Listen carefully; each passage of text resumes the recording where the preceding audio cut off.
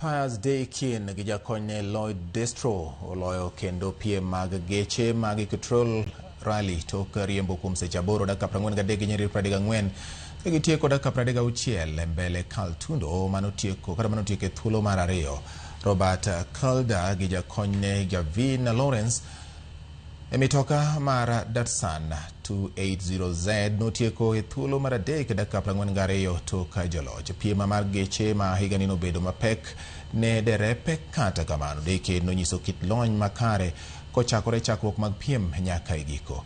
Daykin noloyo e kidienje 6 kind kidienje 9 e piemgo ma obagi gi Equatorial Rally komakore gi 10 County ma Taita Taveta. 13 and he just did the most amazing job. Yeah, we had a bit of a mess up in service trying to change the steering rack, which kind of upset me, but then I went in there and we started to enjoy it, but then it just ended like it was like an autocross track for 67 kilometers.